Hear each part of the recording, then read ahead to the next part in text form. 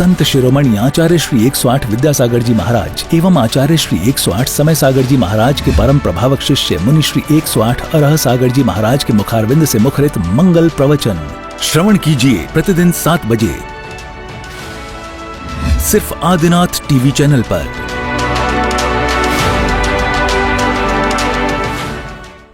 राजस्थान के किशनगढ़ का Tilak stone and arts private limited, जो अपनी चमक दमक के लिए प्रसिद्ध है, जहां पर मिलता है हर प्रकार का उच्च क्वालिटी का मार्बल एवं उससे बने उत्पाद, ऐसे ही तिलक ग्रुप परिवार को सौभाग्य मिला है परम पूज्य मुनि श्री अरह सागर जी महाराज के प्रवचन का पुण्यार्जक बनने का। ये एक ऐसा परिवार है जो समाज एवं संत सेवा में हमेशा अग्रसर रहता है और इसकी सेवाएं भी हमेशा उपलब्ध रहती हैं। इस कार्यक्रम के पुण्यार्जक हैं स्वर्गीय श्री ताराचंद जी प्रेमलता जी गंगवाल की पुण्य स्मृति में प्रवीण, संजय, राजीव, ऋषिका, शाश्वत एवं विधान गंगवाल तिलक ग्रुप और तिलक मार्बल परिवार किशनगढ़ राजस्थान के सौजन्य से। वेबसाइट www.tilakstonearts.com, संपर्क सूत्र 9319374633, ईमेल sales@tilakstonearts.com। इस कार्यक्रम के पुण्यार्जक हैं स्वर्गीय श्री ताराचंद जी प्रेमलता जी गंगवाल की पुण्य स्मृति में प्रवीण, संजय, राजीव, ऋषिका, शाश्वत एवं विधान गंगवाल तिलक ग्रुप और तिलक मार्बल परिवार किशनगढ़ राजस्थान के सौजन्य से। वेबसाइट www.tilakstonearts.com, संपर्क सूत्र 9319374633, ईमेल sales@tilakstonearts.com। बोलिए आदिनाथ भगवान की जय। परम पूज्य आचार्य 108 विद्यासागर जी महाराज के परम प्रभावक शिष्य मुनि 108 श्री अरह सागर जी महाराज से संत अभी नसीराबाद में विगत कुछ दिनों से विराजमान है। यहाँ पर धर्म की गंगा नित्य प्रतिदिन बह रही है। इसी के अंतर्गत ब्यावर दिगंबर सकल दिगंबर जैन समाज से शावक शाविकाएँ यहाँ पे महाराज के श्रीफल भेंट करने हेतु आए कि नसीराबाद से जब भी महाराज श्री का विहार हो वो ब्यावर की ओर हो। ब्यावर के मुनि संघ के अध्यक्ष श्रीमान अशोक कुमार जी काला, प्रेसिडेंट शशांक जी गदिया, रूपचंद जी कासलीवाल, मनोज जी कासलीवाल और जितेंद्र जी फागीवाला यहाँ पर उपस्थित है। उनसे निवेदन है कि महाराज श्री को श्रीफल भेंट कर उनसे आशीर्वाद लें।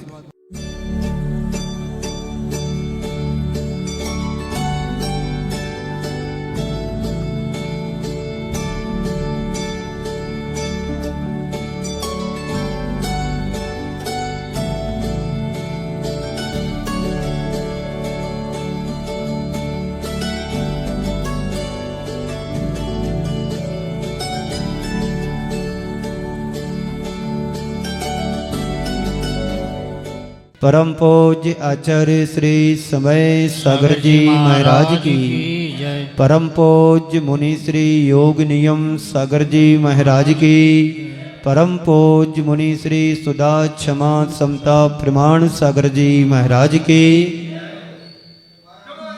परम पूज्य सुंदर सागर जी महाराज की।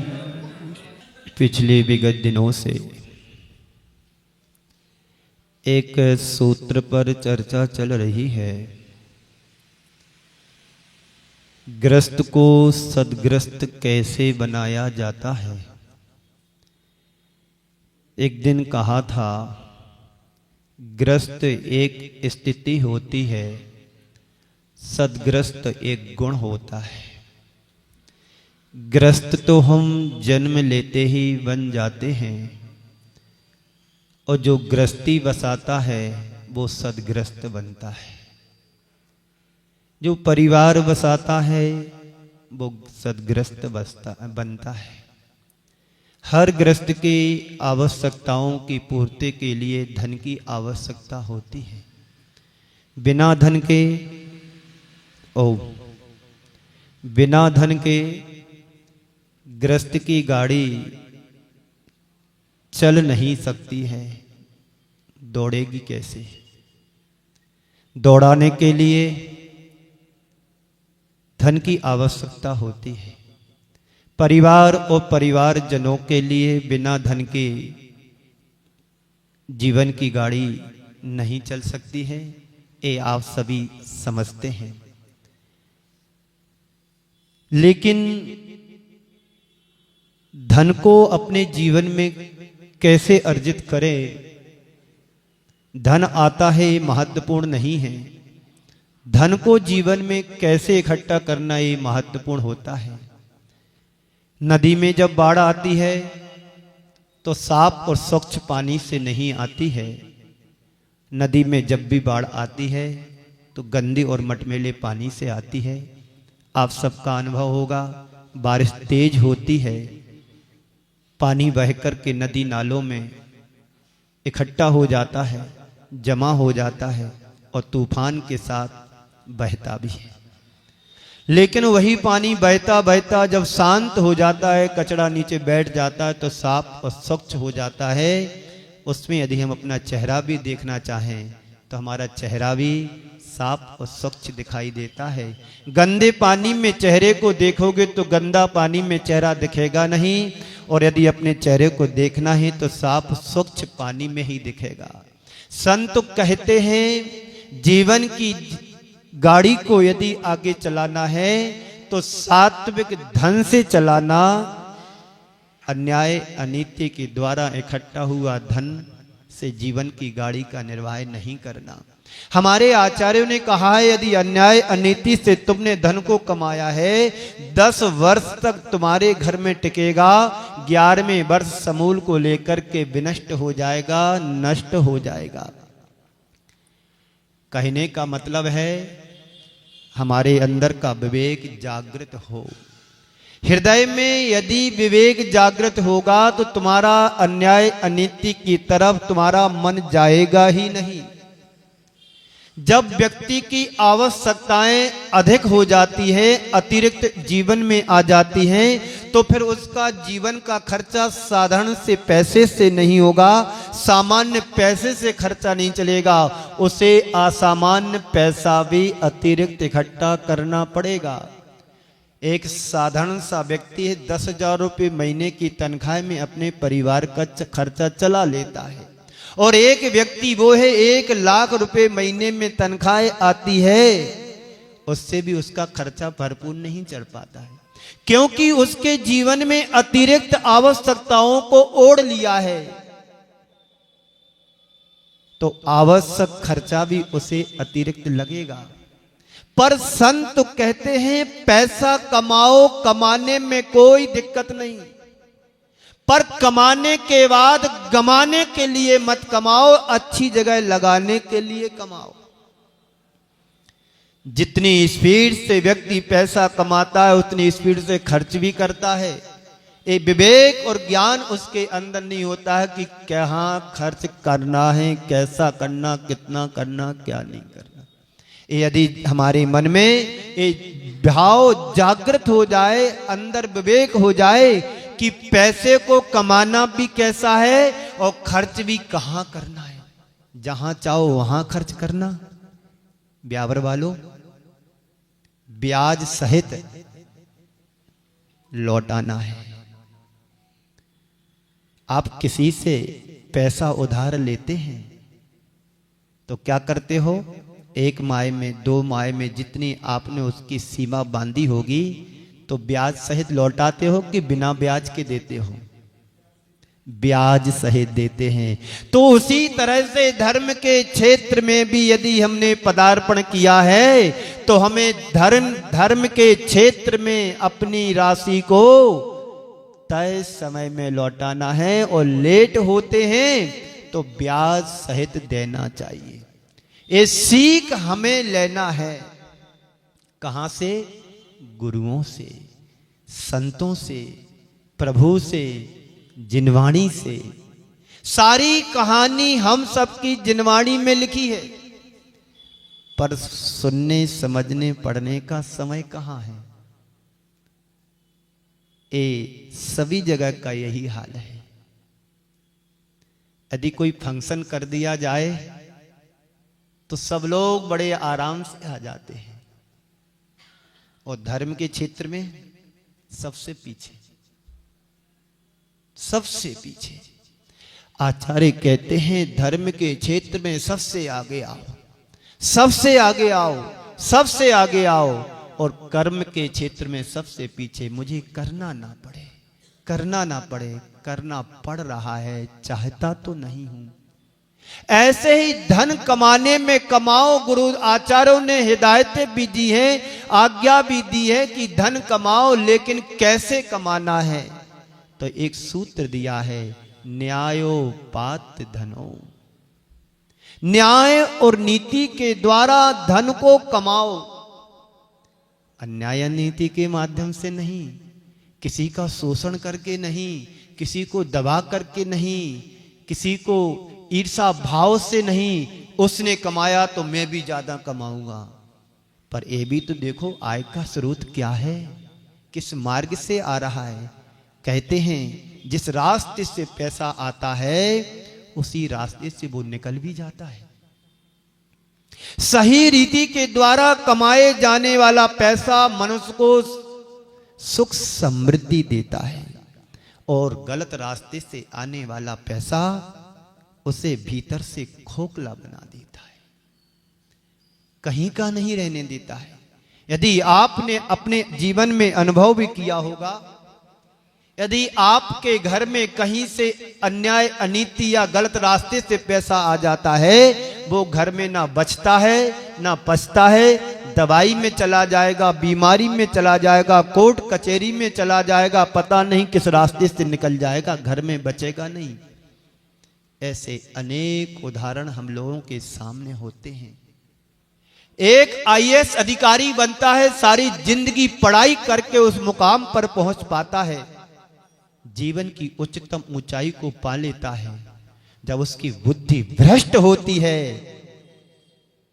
तो इतना पैसा लूटता है कि एक एक सप्ताह तक गवर्नमेंट उसकी गिनती नहीं कर पाती है। ये अन्याय अनीति से लूटा, गरीबों से लूट करके घर भरा, और घर भरने के बाद भी उसका सुख नहीं भोग पाता है। ऐसे कई उदाहरण तुमने मीडिया के माध्यम से सुना होगा, हम लोगों ने भी सुना। एक एक सप्ताह तक नोट गिनने वाली मशीनें भी नोट नहीं गिन पाती हैं। जब शपथ ली थी कि मैं न्याय और नीति से अपने सर्विस को करूंगा, जॉब को करूंगा, सेवा, जनता की सेवा के लिए मुझे गवर्नमेंट ने चुना है, मैं जनता की सेवा के लिए कानून जो बनाए उसकी हिदायतों के अनुसार मैं सेवा करूंगा। उस पद पर पहुंचने के बाद बेहुसूल और बेनियम सब भूल जाते हैं, तो कर्म उन्हें कहीं का भी नहीं छोड़ता है। तुम दूसरों का शोषण करोगे, प्रकृति तुम्हें इतने लायक भी नहीं रहने देगी कि तुम किसी की सेवा कर पाओ और खुद की भी सेवा कर पाओ।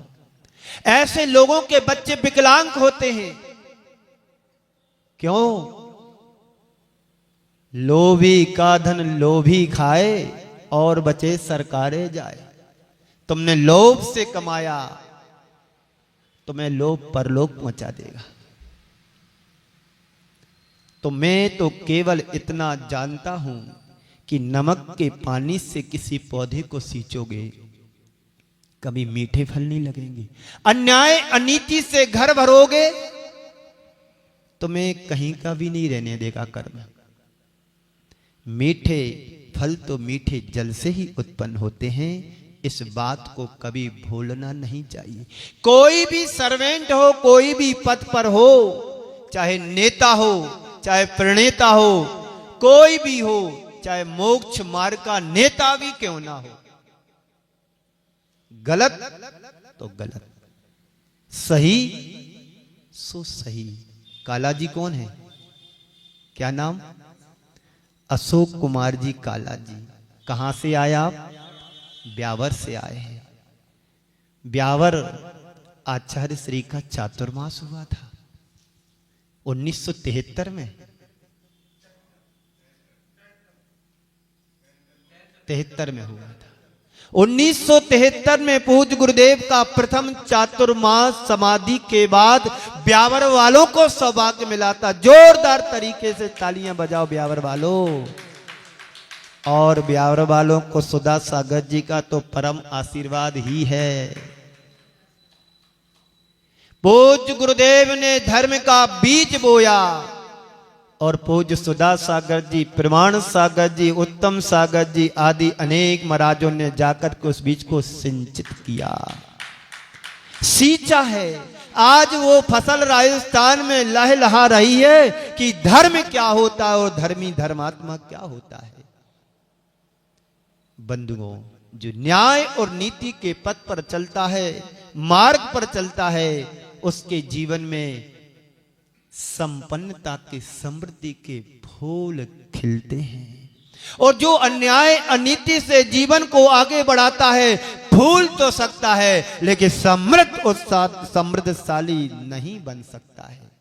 आपने एक पौधे का नाम सुना होगा, बेशरम,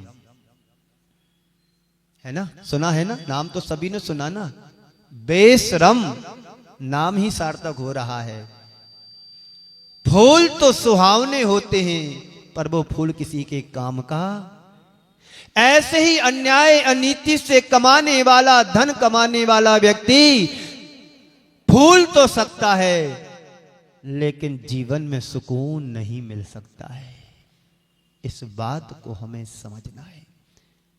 रूखी सूखी रोटी खाकर के जीवन बिता देना पर किसी का शोषण नहीं करना। यदि किसी की हाय तुम्हारे लिए लग गई तो तुम्हारा वंश और कुनबा सारा का सारा बैठ जाएगा, कभी संपन्न नहीं हो सकता, खड़ा नहीं हो सकता। ये हमारे शास्त्रों में ऐसा कहा जाता है। तो आचार्य भगवंत कहते हैं अपने जीवन को उसी अनुरूप ढालिए, इसलिए हिंसा मुक्त व्यवसाय होना चाहिए। शोषण भी एक प्रकार की हिंसा है। हम जीवों को तो मारते नहीं हैं, रक्षा करते हैं, चींटी की भी रक्षा करते हैं। कहीं धोखे से पैर पड़ जाए तो बड़ा पश्चाताप भी करते हैं कि मेरे द्वारा चींटी का वो हो गया। लेकिन दुकान पर बैठकर के बड़े बड़े लोगों को शोषण में लगे हुए हैं।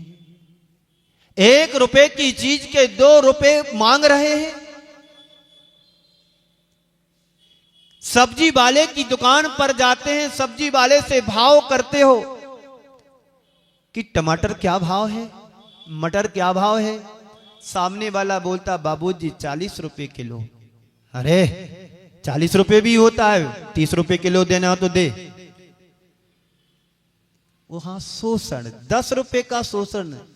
ये तो सोचना चाहिए, किसान से लेकर के आया है, अपनी गाड़ी से लेकर के आया है, सुबह से शाम तक बेचेगा, पसीना बहाएगा और उससे आप भाव कर रहे हैं 30 रुपए के लिए दे दो।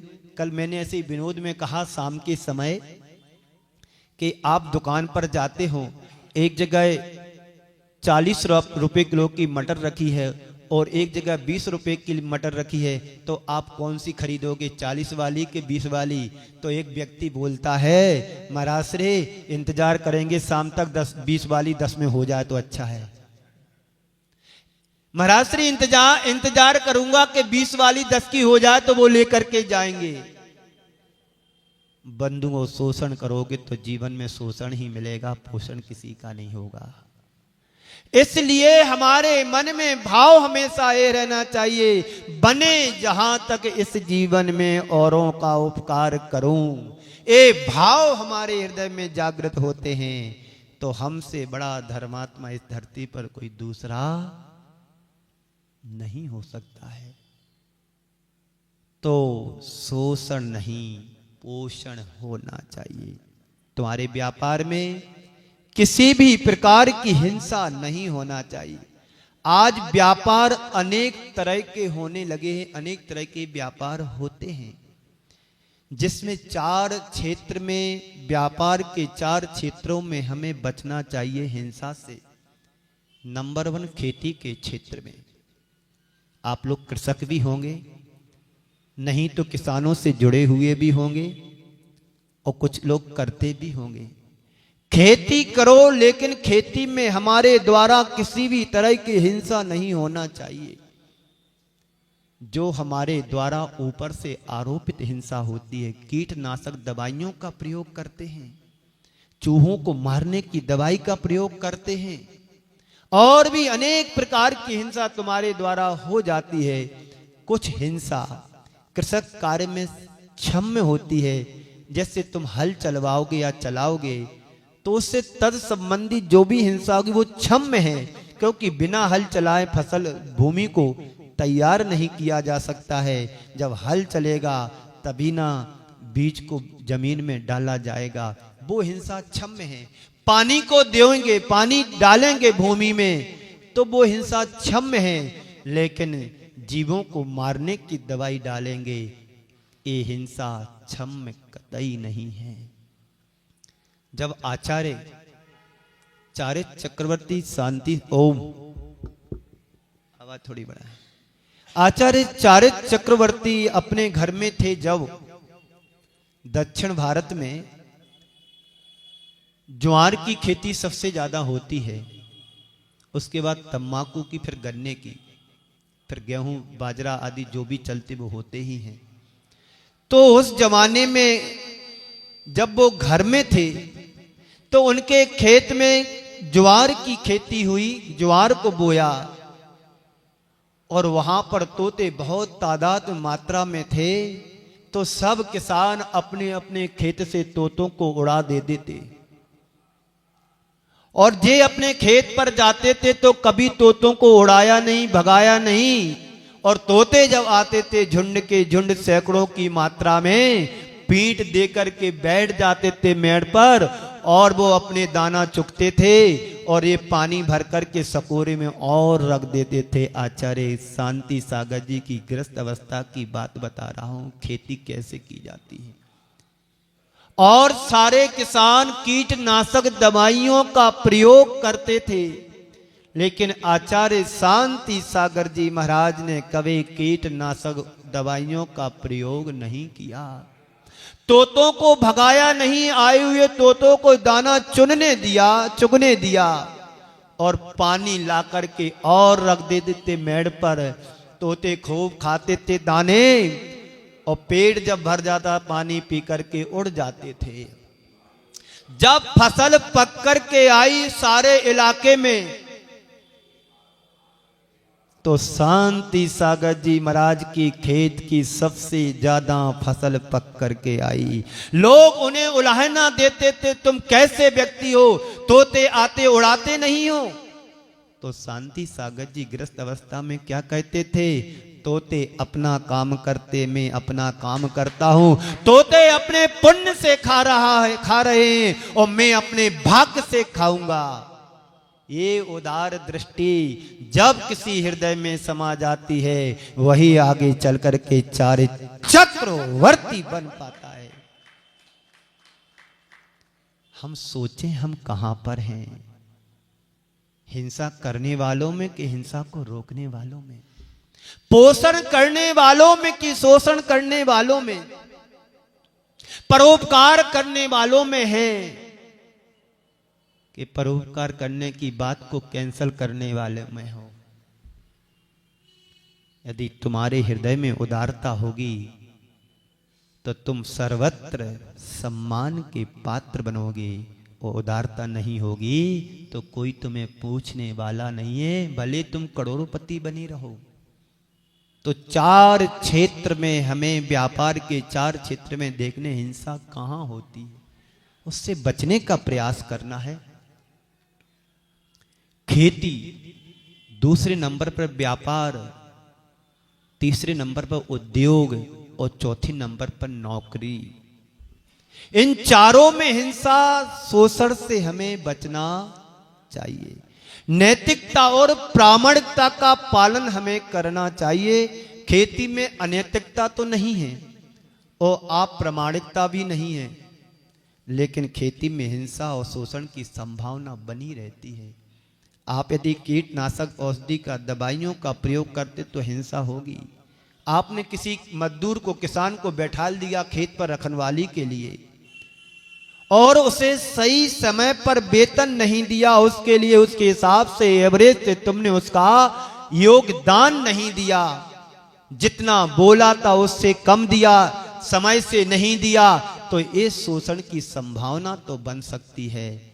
अगर आप खेती करते हैं और उसमें कीटनाशक दवाइयों का उपयोग करते हैं तो निश्चयता आप हिंसा के भागीदारी हैं, हिंसा की खेती कर रहे हैं। आचार्य शांति सागर, जैसे मैंने अभी कहा कि शांति सागर जो काम किया, उनके जीवन में हमेशा शांति रही, अशांति से जीवन नहीं दिया। हम लोग शांति के नाम पर अशांति करते हैं। रोज भगवान का अभिषेक करते हो, शांति धारा करते हैं। कितने रुपए की? 200 रुपए, 300 रुपए, 250 रुपए। अरे महाराज, रोज करना पड़ती है। रोज दुकान भी तो खोलते हो। कभी ये नहीं कहते ग्राहक आज आया था कल तू मत आना, आज 1000 रुपए कमा लिए कल 2 दिन बंद कर दो।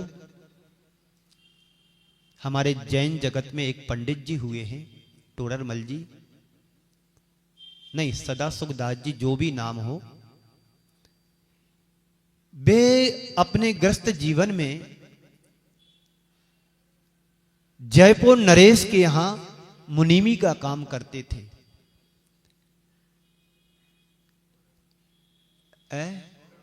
टोडरमल जी, उदाहरण किसी और का भी हो सकता है, हमें उदाहरण को समझना है, नाम से नहीं लेना, काम समझना है, अपने जीवन में काम करना है। तो वो खदानची के यहां मुनीवी का काम करते थे, बाकी समय में शास्त्रों को लिखते थे। उस जमाने में माना कि उनकी तनख्वाह 4 रुपए थी कि या 3 रुपए थी महीने भर की। 3 रुपए समझ लो, बहुत बड़ी राशि है, 100 साल पुरानी बात है। सेठ जी को राजा के लिए उनके काम से बड़े प्रसन्न थे। तनख्वाह बढ़ाना थी, 3 से 4 रुपए करना थी, लेकिन व्यस्तता के कारण समय से उनकी तनख्वाह नहीं बढ़ा पाए। अगले महीने उन्होंने 3 रुपए की जगह या 2 रुपए की जगह 4 रुपए दिया, तो उन्होंने लेने से इनकार कर दिया। क्यों इनकार कर दिया? आपके यहां नौकर आता है, काम करता, 10,000 रुपए महीने देते, उसको 8,000 दोगे तो वो तो लड़ पड़ेगा, बाबूजी गलत कर रहे हैं, हमारे साथ अन्याय कर रहे हो, कम से कम 12,000 तो करना चाहिए, 8,000 क्यों कर दिए? हमारे से भी आपने निकाल लिया। लेकिन वो जमाना अलग था, ये जमाना अलग है। तो जब उन्हें 2 रुपए से बढ़ा करके 4 रुपए दिए गए तो उन्होंने हाथ जोड़ करके लेने से इनकार कर दिया। जब मेरा 2 रुपए में महीने भर का काम चल सकता है तो मुझे 4 रुपए की जरूरत नहीं है, और 4 रुपए में यदि आपसे लूंगा तो 2 रुपए के लिए अतिरिक्त मुझे पाप करना पड़ेगा, खर्च करने के लिए पाप करना पड़ेगा। नहीं लिया। और यदि आपको मेरा योगदान देना ही है तो मैं आपके यहां 8 घंटे काम करता हूं, तो 2 घंटे उसमें से कम कर दो, ताकि 6 घंटे में तुम्हारे यहां काम करूंगा और बाकी समय मां जिनवाणी की सेवा करूंगा। ये भाव एक धर्मात्मा का ही हो सकता है। अन्याय से कमाओगे तो अन्याय में जाएगा, न्याय से कमाओगे तो न्याय में जाएगा, पेट में जाएगा, बचेगा, परिवार सुख समृद्धिशाली बनेगा। आपने कभी देखा गरीब व्यक्ति ज्यादा बीमार है? बोलो। अस्पताल में, बड़ी बड़ी अस्पतालों में लेटा हो, महीनों से दवाई खा रहा हो, बोलो। लेकिन जितने धनाढ़ परिवार, सेठ हैं, बड़े बड़े हैं, उनके यहां घर में भोजन कम बनता, दवाई के डिब्बे ज्यादा रहते। ये तो कर्म की व्यवस्था है, मेरे अनुसार नहीं है। लेकिन एक एग्जाम है, जितना समृद्धशाली होगा, पुण्य नहीं होगा तो वो बीमार मिलेगा, कहीं कुछ उसके जीवन में जुड़ा रहे, कहीं कुछ जुड़ा रहेगा। लेकिन गरीब गुरबा के यहां ऐसा कुछ देखने को नहीं मिलेगा। सुबह से उठेगा, मेहनत करेगा, काम पर जाएगा, दिन भर में 200-300 रुपए कमा करके लाएगा, शाम को घर में अनाज पानी ला करके, गेहूं आटा ला करके, सब्जी ला करके बनाएगा, खाएगा, बच्चों के साथ खेलेगा और झोपड़ी में सो जाएगा। सुबह फिर उठेगा, ये रूटीन बन गया है। लेकिन बड़े लोग हैं, आज इस डॉक्टर का अपार्टमेंट, कल उसके यहाँ अपार्टमेंट, कल वकील के यहाँ, परसों डॉक्टर के यहाँ, कभी किसी के यहाँ, और इसमें सारा पैसा उनका इसमें चला जाता है। तो न्यायोपात धनो, न्याय और नीति के द्वारा धन को अर्जित करने की हमारे आचार्यों ने आज्ञा दी है। हमें वही करना है जो हमारे धर्म के अनुकूल है, हमारे धर्म के सिद्धांतों के अनुकूल है। तो हमारे तीर्थंकर भगवंतों ने कृषि कर्म को आर्य कर्म कहा है, और अर्थोपार्जन के लिए वह 60 कर्मों की व्यवस्था भी बताई है। असी मसी कृषि विद्या वाणिज्य और शिल्प, ये 6 कर्म ऐसे कर्म हैं जो एक ग्रस्त को, हर ग्रस्त को, सदग्रस्त को करने योग्य हैं। युग के आदि में ऋषभ देव ने जब प्रजा त्राही त्राही मान हो गई तो उन्होंने कहा कि घबराओ नहीं, काल का परिवर्तन हुआ है। अब तुम्हें जो कल्प वृक्षों से तुम्हें जो फल मिलते थे, उनसे जो तुम्हारी आजीविका चलती थी, तुम्हारे जीविकोपार्जन के साधन कल्प वृक्ष थे, अब उससे तुम्हारी कामना पर कल्प वृक्ष तुम्हें दे देते, मांगने पर मिल जाता था। अब तुम्हें यहां नहीं मिलेगा, अब तुम्हें स्वयं कर्म करना पड़ेगा, और खुद कर्म करके पेट भरना पड़ेगा, परिवार का पालन पोषण करना पड़ेगा। शोषण की बात तो नहीं बतलाई उन्होंने, पालन पोषण करना पड़ेगा। तो कृषि कर्म एक श्रेष्ठ कर्म कहा गया है। देश में ऐसे बड़े बड़े कृषक हैं जिनके यहां सैकड़ों एकड़ जमीन है। मैं एक व्यक्ति का नाम लेना यहां पर उल्लेखित करता हूं, क्योंकि अच्छे लोगों का नाम लेना भी प्रेरणा का कारण बनता है, आधार बनता है। विदिशा मध्य प्रदेश की बात है। उनके यहां जो खेती की जाती है सैकड़ों एकड़ है। जब उनसे पूछा गया कि तुम्हारी इतनी लंबी चौड़ी खेती है, क्या इसमें तुम दवाइयों का प्रयोग करते हो, कीटनाशक? बोले नहीं महाराज श्री, कभी नहीं। पूरे इलाके में नंबर 1 उनकी फसल आती है। नाम में उनका भूल रहा हूं, पाटनी जी कहलाते हैं वो, विदिशा के, और पूरी खेती वो स्वयं कराते हैं। कभी अपने यहां जमीन में कीटनाशक दवाइयों का प्रयोग बिल्कुल नहीं करते, और उनकी फसल सबसे ज्यादा पूरे इलाके में आती है। और उन तमाम लोगों से मैं कहना चाहता हूं, यदि कृषि कर्म करते हो तो हिंसा से अपने आप को बचाएं। रंच मात्र भी हिंसा का कोई कार्य ना करें, इसके दुष्परिणाम बड़े भयानक आते हैं। जमीन जहरीली हो जाती है। हाँ, उनका नाम था विजय करण पाटनी। उनसे जब एक बार पूछा गया कि खेती में आप क्या करते हो, बोले मैं तो बोता हूं और काटता हूं, समय पर जाकर के बो देता हूं, और समय आता है फसल कटवा करके घर में लाता हूं। किसी प्रकार की कीटनाशक दवाइयों का प्रयोग करते हो? तो उन्होंने कहा कि बिल्कुल नहीं महाराज श्री। तो तुम्हारी फसल कैसे इतनी अच्छी आती है? बोले महाराज श्री, आप लोगों से मैंने जो सीखा है और आप लोगों के आशीर्वाद से जो हमने सीखा है, वही आशीर्वाद हमारे लिए फलता है, और कुछ नहीं। मैं तो भगवान भरोसे बो देता हूं और भगवान का नाम लेकर के कटवा लेता हूं। जो आता है प्रभु की कृपा से आता है।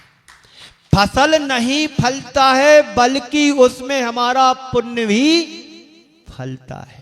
इसी मंगल पुनीत भावना के साथ सभी को आशीर्वाद के साथ पूज्य गुरुदेव के चरणों में नमन अर्पित करता हुआ मैं अपनी वाणी को यहीं पर विराम देता हूं। बोलिए परम पूज्य आचार्य गुरुवर श्री विद्यासागर जी महाराज।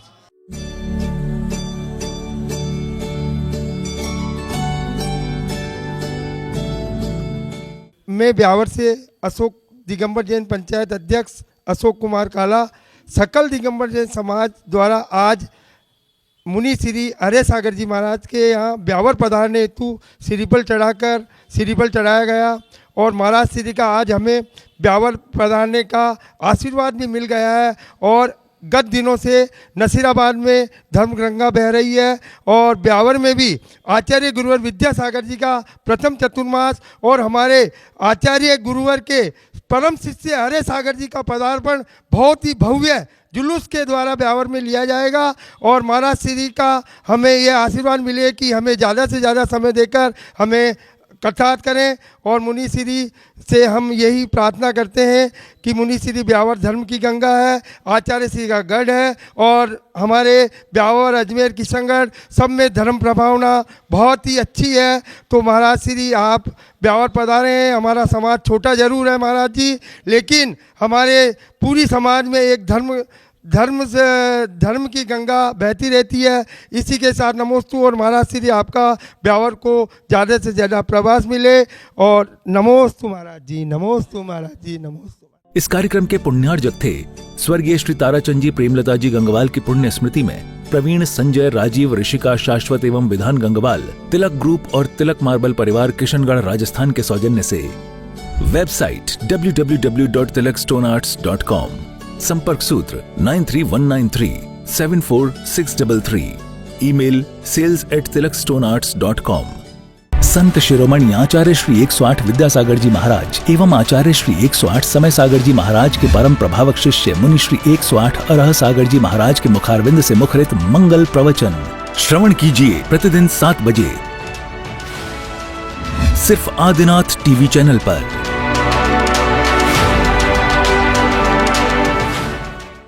राजस्थान के किशनगढ़ का Tilak stone and arts private limited, जो अपनी चमक दमक के लिए प्रसिद्ध है, जहां पर मिलता है हर प्रकार का उच्च क्वालिटी का मार्बल एवं उससे बने उत्पाद, ऐसे ही तिलक ग्रुप परिवार को सौभाग्य मिला है परम पूज्य मुनि श्री अरह सागर जी महाराज के प्रवचन का पुण्यार्जक बनने का।